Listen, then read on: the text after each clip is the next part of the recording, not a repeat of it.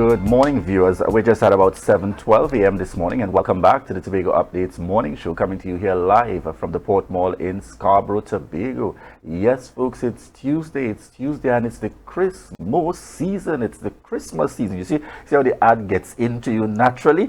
All right, and shout outs I see on the live with us this morning. Feed for Pearl Marie Beard, Julia Brown. Good morning to each and every one of you continuing to connect with us there this morning. At this point, we're heading on into our first interview this morning, and we have on set with us Nathisha Charles-Pantin, Secretary with responsibility for the Division of Food Security, Natural Resources, the Environment, and Sustainable Development. Yes, folks. And she came near this morning, entering the door with all her Christmas glory, spirit, and energy. Good morning to you and welcome. Good morning, Julien. Good morning to the Electoral District constituents of Bagatelle Bacalet. Good morning, Tobago. Good morning, Trinidad and Tobago. Wow. You have to get the yes. combination in the mix. So as we get started this morning, there seems to be a lot happening out of your division, specific at that between your division and your electoral district in the spirit of Christmas. So let's get started there as we chat a little bit. Firstly, in relation to the happenings at the Botanical Gardens. Oh yes, the beautiful Scarborough Botanic Gardens. I want to first say congratulations to the hard-working planning committee. Congratulations to the staff, and I want to, make that special announcement that no contractor was hired to light up the gardens.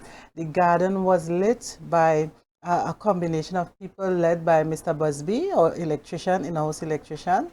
And I want to say congratulations to the entire team.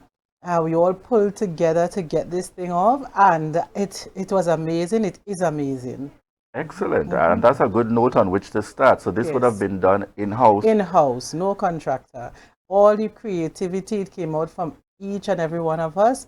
All the ideas, we gathered all the ideas from everyone, even people from the public. And, we put it in the gardens for you all to experience it. So come out and enjoy it. Yeah.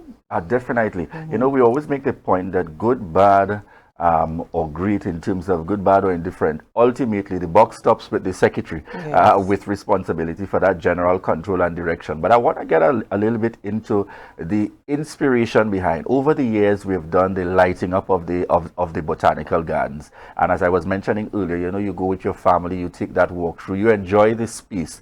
And this year, boom, not one, not two, but every night for an entire period, there are activities and things happening in this space. Tell us a little bit about the inspiration for this. The inspiration came from, a lot of us, around the table in terms of the planning committee. When you think about the way families have become so disconnected, sometimes you wake up on mornings and you say hello to people on social media and all, So we wanted to bring back that family love. And not only family, extended family, friends. I saw over the few days a lot of people that I just interact with on social media, but to actually see and get to hug you and embrace you and walk through the gardens and have a conversation, we have really lost that. Imagine at 9 p.m. last night, all I could hear was the laughter of little children running around the grounds. And that resonated with me. It almost brought me to tears, because it is something that I haven't seen in years. People enjoying themselves so late in the night, and the storytelling under the tree, having, Granny talking about all her experiences, and then Santa came, Auntie Santa, I call her. She came and she spoke about, bringing back family love, and she read traditional Christmas stories, and then you had spoken word, and, it was really nice. The Kiwanis Club was there. So it was a really nice occasion, just experiencing what I experienced last night. And the spoken word segment, the gentleman, he did an excellent job. He spoke about long time, what Christmas used to be like, and all, those experiences. So the children got to hear, more than what they just surf the internet and know about. They got to hear about traditional Tobago Christmas. And that is what we want to bring back. Excellent. And I heard you start there, and all all that rang off in my head is meet the secretaries in the botanical gardens, meet the secretaries at the gardens for the Christmas Yes. season. Now tell us a little bit. I realized one of the things, again, kudos and commendations to you. I haven't even made it there night yet, but you have been there every night, according to, when you're checking the follow-up, what has happened the night before, what is going to happen in the follow-up night. Tell us a little bit about some of the activities for those who perhaps have not yet seen the calendar. I know it's a full, I think it's about 3 weeks going right down in the lineup, but tell us a little bit about some of the activities that have been taking place and those to come. Well, I can tell you that parents tonight, you can bring your loved ones and dance in the gardens to the music of a saxophone. Oh. Yeah? So you're going to dance in the gardens and hear lovely music. And, the idea is not to just only focus on kids, but, find an event that lovers can come to and enjoy the experience. Yeah? So we have had a movie night. People came, of course, you had to pay an extra $10 if you wanted the chair. After 100 chairs it went back down to $10 at the gate and $5 for children, 10 for adults and 5 for the children.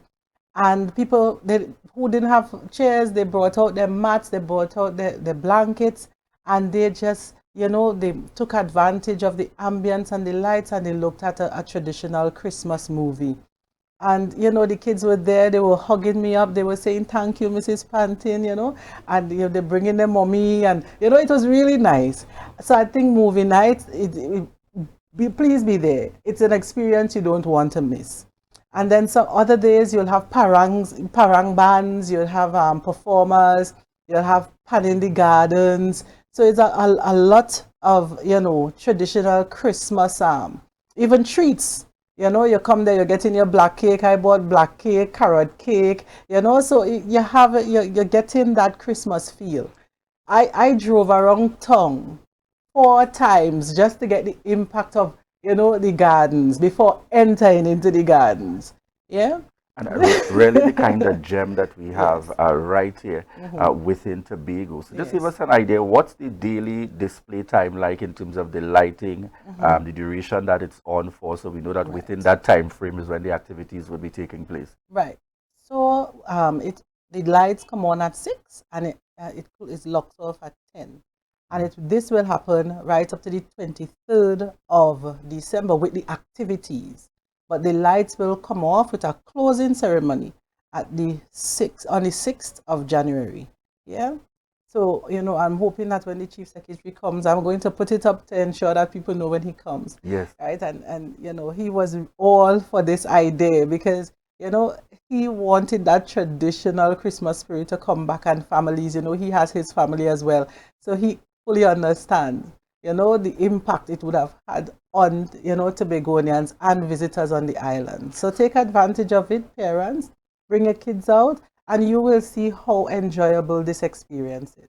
All right, so I've now revised that name. Come meet Yes. Auntie Nathisha and Uncle Farley in the gardens Yes. as we congregate, most certainly. So just to give viewers an idea, the lineup for those, just to pull it up on screen there once again, the lineup includes pan and parang, storytelling, drama, hark, the choir sings, so you're going to get choir in the mix as well, dance, a saxophone under the stars, treasure hunt.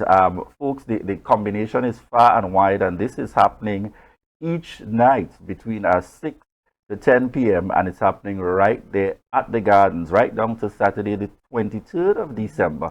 And then certainly the lights itself remain up until the closing that takes place on the 6th.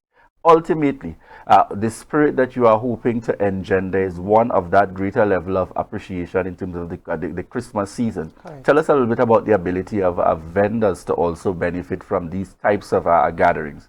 Yes, the vendors can call. We have space for you. So just call in and come. We have different things that we expect to be sold. Of course, it's all Christmas items and Christmas food, right? So feel free to reach out. And Mrs. Pantin love boiled corn, by the way. So just in case anybody will want to boil corn, I'll be there supporting, right? But you come and come and sell what you have, because the crowd is thick. many nights, and of course it's going to get even thicker, especially when you hear treasure hunt, eh? So you know what's going to happen Yes, in the yes, gardens. yes.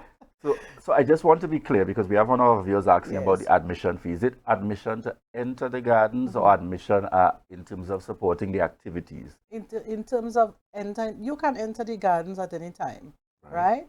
But in terms of, having the experience between 6 to 10, right, there's an entrance fee for adults and five for children, $10 for adults, $5 for children. I mean, it's minuscule, it's barely Yes. what, 1, 2 US, right? And you're contributing towards keeping the gardens clean, right? It's the Tobago Reforestation and Watershed Rehabilitation Program, right? Led by the Dan Daniel as the chairman and Kelly Manette. She's the hardworking interim manager. And, they decided that, I mean, if you consider all the infrastructure that went into all of it, isn't it beautiful to pay $10 just to maintain the grounds? $5. It's a small cost for the type of experience you're going to have there. And it speaks to building that greater kind of follow-up, which we have spoken to up to some months ago, Yes. in relation to we've got to begin to find ways to monetize. To I pay monetize. much more than that to simply Yeah, go and watch a physical space with nothing moving in correct. other parts of the world, and we are wowed by it and we take photos, etc. So really, it's to Correct. begin to engender that, and I'm happy to hear that it's coming at a minimal cost, Cost. so that Yeah. there's nothing extensive in that regard. We're diving straight on over. Just before we do anything else you want to Yes. share with us about the Botanical Gardens and the calendar of events and the happenings for the season before we dive into the bike show? Well, again, I just want to plead to all families. This year, in my constituency alone, I lost 10 people. 10 people died. And, it's really heart-wrenching when you have to experience, families losing their loved ones. So don't wait until, something happens to say, you know what, I should have spent more time, with the individuals, in my household. Come out and enjoy the experience. I saw people in the, bringing out granny and grandpa in the wheelchair. And, that is very touching. When last, you treat your family, come together in a space, and show appreciation to your loved ones. So come to the gardens. I think it's worth the experience. All right, excellent. And from the gardens, we dive in straight on in. Yes. It's referred to as the best bike show. Let's start from there. I know this is an activity, this is not the first year. Tell us a little bit about that, the idea behind it and the impact thus far before we even dive into the happenings for this Sunday. Okay, so that started because I inherited an electoral district, a newly configured electoral district, and in search of a sport that I observed, on traveling through, I would see young people on bikes, and the bikes configured. Traditionally when you get a bike home, you just jump on the bike and ride. But then you see, people, they're extending the bike, and they're putting on speakers, so I call them youth engineers. So, we have to encourage our young people into what they love, especially if there's nothing negative about it. Yeah. So I call it the best bike show. It should have been the first bike show. I like to think of everything as being the best, when we're talking about young people, right? So we gave it a positive spin, the best bike show, and the young people came out. We looked at the bikes, they drop low. I don't know how they're riding those bikes so low, but they're very creative. So it's an opportunity to just embrace the ideas that come out of the young people, rather than giving them something, from your own development, own mental space. I like to encourage people, especially if they're doing something positive, to bring out the best in them. Yeah, so that is what inspired this. So we're gonna have the best bike show on the 17th of December from 1 to 4 p.m. We have $8,000 in prizes, and it is not THA sponsored. It's sponsored by myself, and it's me, a way of giving back to the community. On that same day, we're going to have a kids gift giving celebration for the residents of Bagatelle, Bacolet and their children and their extended children. Some of them, you know, I don't get to see them, those children every day, you know, because the schools, you know, they're distributed all over Tobago. It's not like the school is in Bagatelle, Bacolet. So to bring them all together, all the children of Bagatelle, Bacolet, we're going to have a gift giving at the food hub. And the food hub is appropriate because of the infrastructure there. You know, you don't have to, you know, go searching to put up tents, put in, you know, all that money could be directed towards the gift giving for the children. Excellent. And you've really, through your division again, been able to, you know, maximize and bring that space into greater use. Yes. Not even just you, but your other colleagues as well, yes. to bring that space into greater use. So just to bring the flyer up very quickly before we wrap this morning, categories are going to include best paint job, best bike extensions, best audio display, best customized bike, best drop low bike, longest drift bike, and then the Assemblyman's Choice Award. So understand that there is a category catering for each and every one of you out there, and I see persons are encouraged to register. And on the flyer there's also the numbers for easy contact and follow-up. That's 792-8530 and 485-6098. That's 485-6098 and 792-8530. Before we close this morning, you seem to be making that magical connection between managing your division, engaging with your community, and still connecting with family. How are you doing? You know, I'm so happy that somebody is asking me, how am I doing? It is challenging. Yes, it's very difficult. But nothing in life comes easy. I just try to, you know, eat on time. And I have the support of loving staff. Yeah. So I want to shout out to my personal staff, all my friends, people who give of themselves freely, the division staff who decided, you know what, we want this garden to represent, yeah? And they did it from their hearts. You know, if I had to pay a contractor to do that, it might have gone up to $1 million. But that's what you see at the Botanical Garden, that is pure Tobago love. So come out and embrace it. Yeah? Excellent. Yes, folks, she's certainly distinguishing herself as that super secretary in the mix. And we want to thank you so much again, Nathisha Charles-Pantin, Secretary with responsibility for the Division of Food Security, Natural Resources, the Environment and Sustainable Development, and Assemblyman for Bagatelle, Bacolet. Yes, I may be inclined to say the best district in Tobago, quite simply because I reside in the area. But we want to say thank you very much again for continuing to make that connection. Indeed, and we are in that spirit, we are in that season, and we look forward to this happening in all, no pressure at all 15 of our electoral districts, for those representatives to continue to connect with the people, so that indeed Tobago collectively will continue to benefit and to grow and to develop.